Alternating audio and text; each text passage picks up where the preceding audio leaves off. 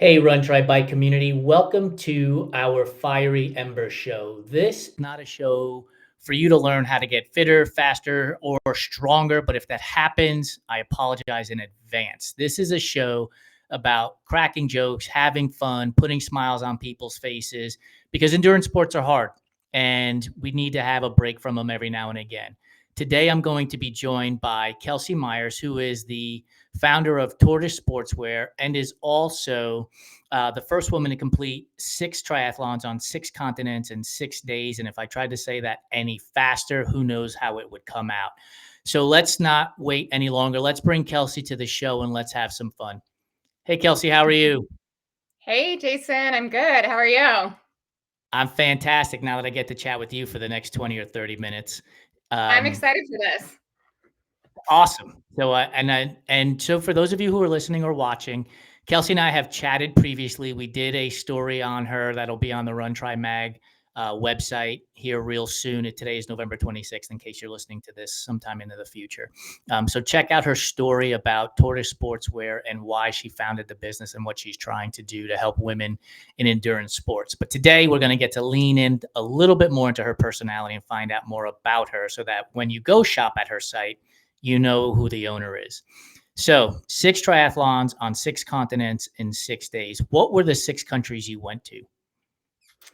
So the first country I went to was Brazil, Rio de Janeiro, to Lisbon, Portugal, to Muscat, Oman, to Tangier, Morocco, Tangier to Muscat. I'd mix those two up. To Sydney, Australia, to Malibu, California. That's a whole lot of traveling, and I'm a big fan of food. So out of the 6 places you visited, what was the best food you had and what was it? You know what's funny is people keep asking me that, and truthfully, most of what I ate was airplane food because it was literally like I went to and the airplane food I love typically anyway, and the airplane food I had actually was really good. But I did have 4 days ahead of time in Rio. So I tried to lean into that and I tried to eat a lot of steak, like Brazilian steak is famous for being delicious, and it was. Yep. So that was good. Also, I flew Oman Air to Muscat, and I had like the best lamb curry ever. Ooh. And yeah, so I think that was from Tangier to Muscat. That was actually kind of like the best thing was to be exhausted from doing a race every single day in a new country. Get on the plane. Hopefully, most of the time I had a shower. Some of the time I didn't. Get on the plane. Like unfortunately for the people next to me.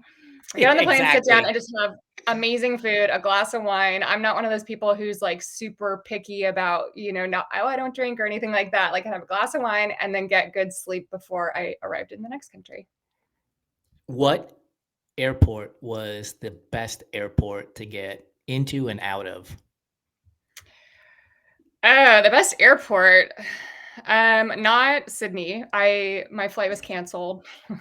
Oh, no. Sydney, only having 7 hours there, which was really intense because I had to change my plans. I had planned on meeting with the Bondi Salties, this really cool like swim club in Sydney. And because I only had 7 hours, I had to just jump off really quickly or jump off the plane, go to the nearest beach. I met up with people still. Like fortunately, people came out and raced with me at this random beach that wasn't even the cool part of Australia, so that I'd say that was the worst one. The best one, a lot of people talk about Thailand's airport. So I had a layover in Thailand. That's where I got stuck before I was going to Sydney. And it's kind of known for being actually a destination in itself because it's really? huge. It's a mall. Yeah. So I had like a day. I had, I think, 9 hours again there. So I went around. I got free because my flight had been canceled. So I had these like food vouchers. So I was getting free food, free Thai food, which was really good. I got a Thai massage in the airport, which was amazing. So I'd say that was probably my favorite airport. You're in Oregon, and so here's the question. You can only eat Tillamook cheese or Tillamook ice cream for the rest of your life and can't have the other. Which one are you going with? Oh my gosh. I'm so impressed you know Tillamook. Have you been to the creamery before in Tillamook? I've not been to the creamery, but I love food. And so most of my conversations circle around food in some form or fashion. Yeah, I've And listened to a couple of your podcasts. I picked up on that. fantastic. But what you should do the next time you want to take a foodie vacation is you should go to the Tillamook Creamery in Tillamook, Oregon. It's on the beach. And they have free cheese samples. You can take a tour of the factory that makes the cheese. Like, it's really cool. That's not a fair question. Also, like Oh, it is. We have the hard-hitting journalism here. We're going to win a Pulitzer Prize based on whether or not you are going to cheese or pass ice cream. on the cheese or the ice cream. Those are my two vices. And Tillamook is so good. Like the brown cow ice cream is so good. I get the Costco size, like shredded cheese, cheddar cheese. Like, I don't know if I could pick one or the other. I guess I'd say ice cream, but I don't think I could go the rest of my life without cheese. So, yeah, I think it would be easier never to happen. discard. Well, true, but I think it would be easier to discard ice cream and keep the cheese in the rotation. So speaking of cheese, I love it too. It's the one thing that probably keeps me from being full on vegan, and mostly because of pizza. So one of the questions we always ask is pineapple on pizza. Is that a yay or a nay from you? I'm a yay to almost anything. I'm a yay to experience. I'm a yay to like, I'll try anything twice. So, yay. It's not my first pick when I order pizza. I usually like something with like onion and meat or, like a good cheese, like a lot of different kinds of cheeses. But yeah, yay. Yay to everything. When you're getting ready to order pizza or go pick up pizza, where are you picking it from? Do you call it, I'm going to just go get pizza? Do you say I'm going to the pizza joint? I'm going to the pizza restaurant? What do you say? I'm getting pizza. I didn't know that Okay. was a disputable topic. Yeah, I'm just getting pizza. I'm learning that pizza joint, which is what I say, is East Coast. Born and raised in New York, and so when I say I'm going to get pizza, I'll say I'm going to go get a couple of slices from the pizza joint. Okay, yeah. That's just I would never easy say that. vernacular for me. Yeah, so I'm learning that it's a West Coast regional through thing. and Clearly, red velvet cake, is red velvet cake a real flavor, or is it just chocolate cake dressed up to go to the prom? It's chocolate cake dressed up to go to the prom, but I'm okay with that. Like, I like being fancy sometimes. I like if it's something that makes me feel special, like it's gonna taste like chocolate cake, but it feels like a really special thing, and it's decorated in a way that looks nice, and it's just, like, and it's special, then I'm all for it. I don't care if it just tastes like Yeah, chocolate cake. it's funny because some people think we rail on red velvet cake like it's a bad thing, and the answer is no. I'm happy to eat the red velvet cake. I just know that it's chocolate cake dressed up to go to the prom, and that's That's okay. okay. It's It's marketing. it's chocolate. Yeah, it's chocolate. It's sugar. What could you go wrong with there? Agree. Move Movies that came out this past weekend: Gladiator 2 and Wicked. If you had to buy a ticket to one, which one are you buying the ticket to? Easy. Wicked. I saw Wicked last night, actually. It was so And good. And then I bought the book, yeah, as soon as I got home, and I had seen the play like 10 years ago. I went back and re-listened to the my Spotify playlist. Yeah, definitely Wicked. so a year ago, it was Oppenheimer and Barbie. You would have bought a ticket to which one? Barbie. I did buy a ticket to Barbie. I did not buy a ticket to Oppenheimer. Have you seen Oppenheimer in the year since it was released? No, No. Will you see Gladiator 2 within the next 365 days? probably not. What's your favorite movie of all time? Uh, I used to say for the longest time Wayne's World.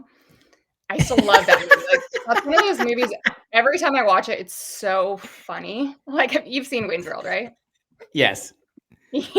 Like, every time I'm riding my bike in a neighborhood and there's cars parked on the side or whatever, and you feel like you're gonna hit them, I always feel like I'm Stacy, Stacy, the ex-girlfriend, who's like riding her bike Yes. through the neighborhoods and then she crashes.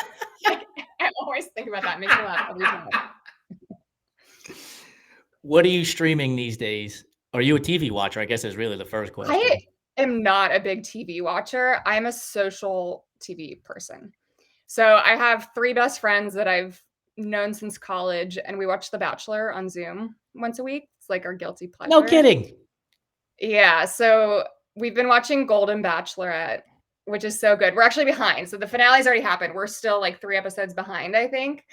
But yeah, The Bachelor is like just, it brings people together. It starts conversations. I will stand by that. The Bachelor's the best show. Is that one of your, like, what you would call a guilty pleasure then? Like, I don't really watch TV, but I watch this show. It's a guilty pleasure. Yeah, and I hated that show for so long. I was like, it's so cheesy. It's so bad. Like, how do people watch this? I don't understand. And then I went through this period of time where I was like, well, I just want to have like a weekly thing. Like guys have like, not to put stereotypes on genders, but guys have like Monday Night Football, and it's like a thing you watch with your friends. And I was like, I just want to have like a weekly girls' night where we watch The Bachelor. So I started hosting that like several years back. And by the end of it, I was like, you guys be quiet. I'm trying to hear what's going on. So how does the Zoom thing work? You all dial in. That's how old I am. You all click the link to get to the Zoom. You're watching the show. Are you chit-chatting over the show while it's happening? Are you dialed in to the show and not like? Go ahead. We usually talk for like the first 3 hours. This is something that started in 2020. Remember the beginning of the pandemic when everyone was like doing Zoom hangs? So it started and it just hasn't ended. We've done it weekly since then. And it's kind of evolved into like folding laundry, doing dishes. Usually one person falls asleep at some point with the camera still in their face. Like, yeah. It's hard to even get through an episode because we end up just talking for so much of it. We're stopped at the commercials and chat. So you have to go back and rewatch it. We're just so far behind. Like the finales happened and we're 3 episodes. I know who won too, which is a bummer. I know who won and we're like 3 episodes behind. So will you even bother watching it, or will you just get on the Zoom chat and hang out with your friends? Oh yeah. I mean, I'm invested. I do care about the show. I'm interested. It sucks you in. I mean, The Bachelor is like a petri dish for real life relationships. There's things that you see, like obviously it's not real. I'm not saying it's real. Like it's kind of real, but not really. But there's truths that it brings up that are interesting where you're like, oh man, I've been in that dynamic with someone I dated, or I know someone who's had that kind of like situation in the background. And so that's what I think is interesting is it starts conversations about the things that are sort of like obviously dramatized. Obviously, we know it's like a fake little world, but it's really interesting when it relates to your life. Which of the 4 seasons do you love the most and why? Fall. 100%. I love fall. I love being in it right now. I love just cooking fall hearty foods like a roast chicken. I love Thanksgiving. I'm just basic through and through. I love all the things like falling leaves. That weather. Fall breeze that comes with the rain when you can crank the window open a little bit and just feel it coming into the house. There's no better feeling, none whatsoever. Agreed. I'm with you on that.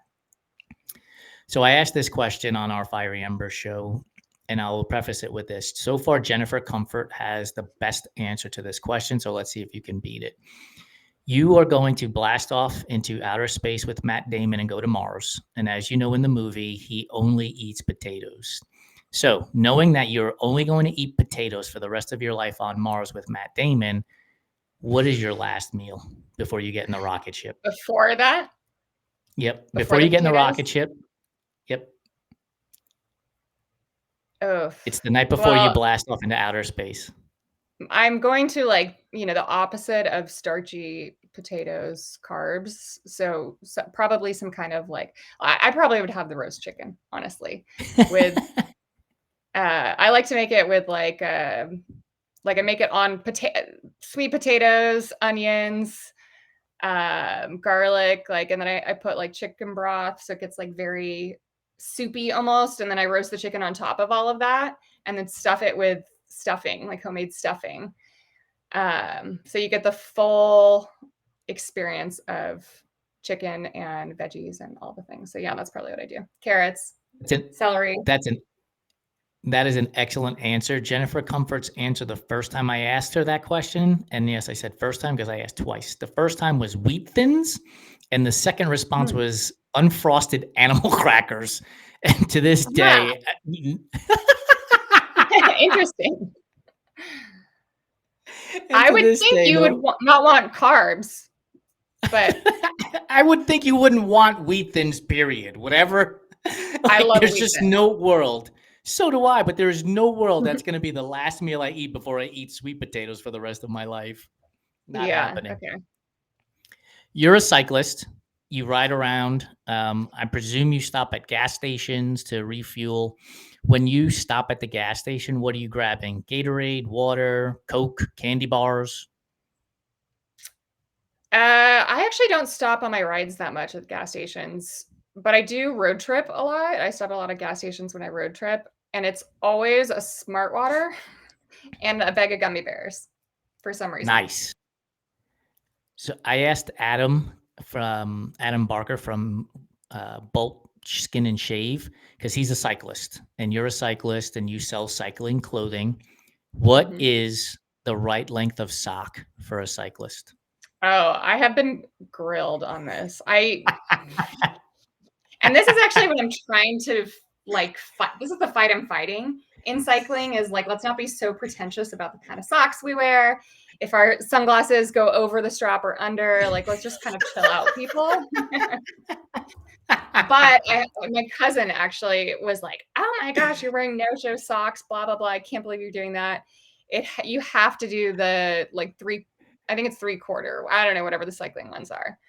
The higher socks, you have to do that." So I know that's the right answer. I don't always do that. Sometimes I just wear like regular Nike crew socks if that's what I have. Like it honestly does not matter. But if you want to look No, good, if you want to have it all pull together nicely, that the correct answer is the typical cycling. I don't even know what length is that? 3/4? like mid Crew? calf. What Yeah, mid calf? Like crew to I don't mid calf know. is usually Yeah, but they're just I'm gonna put cycling it in. socks. I sell them on my website, by the Yeah, way, tortisportswear.com. So if you that's do want to right. have, if you don't want to be made fun of on your ride, but also like don't make fun of people for wearing different socks because it doesn't matter. As a matter of fact, go to tortisportswear.com and buy all the different lengths and test it out and see where you get the most comments. Yes. We're gonna I sell mean, we're gonna sell product they're on all this show. cycling. Yeah, they're all cycling length. So you won't find crew socks in the cycling section of the sock store because I know I've been just ripped apart for wearing no-show socks on my bike. It is amazing the amount of no rules we have in these sports, right? Oh Like the yeah, cycling sock one is one of my favorites, because who cares? Like, you're out there yeah, riding your bike, have fun. totally. Your favorite kit to wear is what color when you're out there riding around? I really don't have a favorite because it depends on the day. It depends on my mood. And that's kind of the ethos behind Tortoise Sportswear too, is I think women especially care a lot about self-expression in general, and when we dress ourselves. And I think sometimes that's missing in sport because it's sort of like you just have your kit, you wear the same kit every time, you wash it, you wear it again. And I really like having a different kit for every mood, and I have a lot of moods. So there's a houndstooth jersey that I love. I have a leopard print one by Candescent that I love. It really just depends on what I'm feeling that day. Road bike or tri bike? Which do you prefer? Or Road gravel bike. or mountain? Road I bike? haven't tried gravel yet. Definitely not mountain. I moved to Bend at the beginning of the pandemic, Bend, Oregon. And I tried to get into mountain biking. It just was not for me. The technical aspects of it, just like every time I was on my mountain bike, I was like, I wish I was on the road right now. I had a super fancy tri bike for a while, and that was fun because it was so fast, and it was actually like scary for me to ride because I was like, I'm not that fast. This bike is like way out of my league, but it was fun to ride for sure. But I think the bike that fits me best and the bike that I fit best is just a road bike. The road bike I have now, my Yeah. Canyon. Yeah.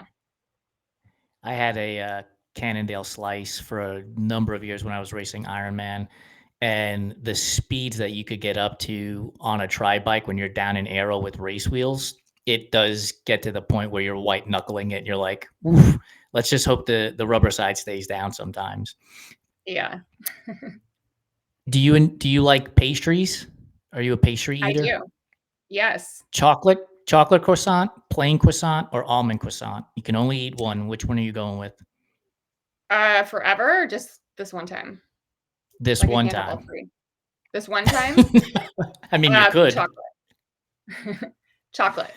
Yeah. Have you found a If that's place an that option, has I the go with best? chocolate. Have you found a place that has the best chocolate croissant that is like memorable? Like you're like, oh man, the one Well, I had at this place. yeah, I've been to Paris before and anywhere in Italy, like anywhere in Europe, really.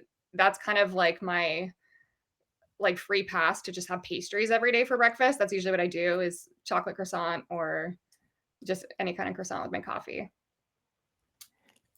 Lately, You I found a really cute new coffee shop here in Portland called Le Bria, and I've been doing cinnamon rolls or blueberry muffins ooh, after my run.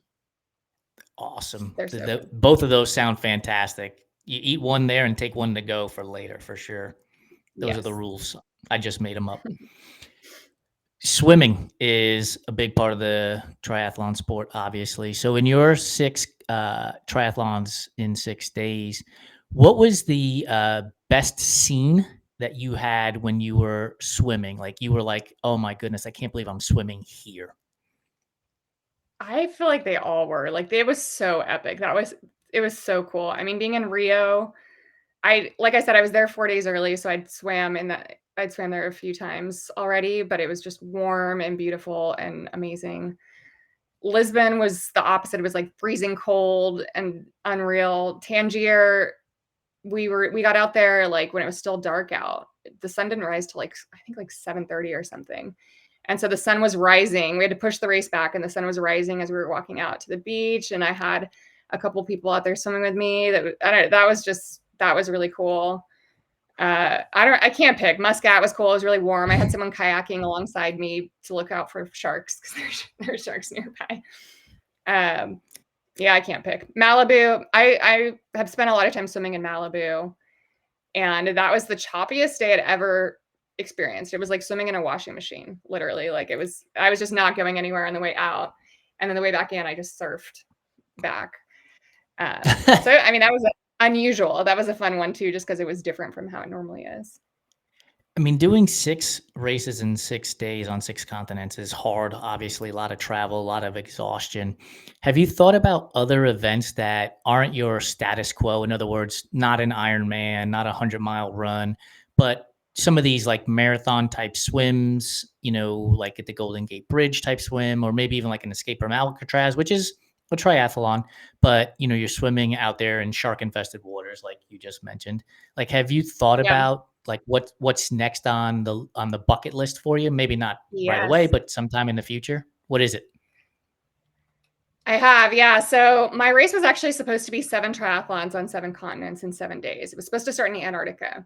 And that was really all I was thinking about the year leading up to the race was I was cold plunging. I did a couple open water swims in December in Canada and outside of Bend, Oregon at like 32 degrees Fahrenheit, just above freezing.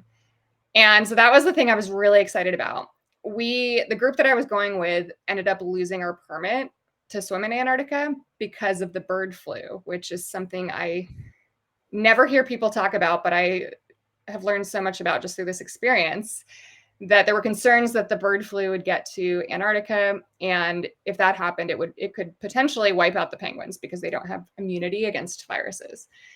So we lost our permit. There were 8 of us that were supposed to go swim in Antarctica, do this triathlon in Antarctica, and then like 50 marathoners who actually still got to go. So the marathoners did their race because the bird flu concerns were water related. It's a waterborne virus. So the issue was that we weren't allowed to swim in Antarctica. So to answer your question, that's a long way to get around it. But to answer your question, it's still like it's going to happen at some point. I'm going to do my triathlon in Antarctica.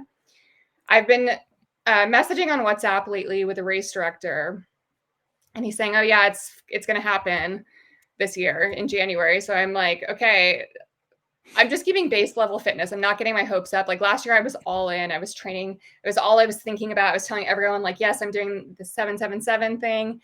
And then it didn't happen. And I was so bummed. Like, it was so frustrating.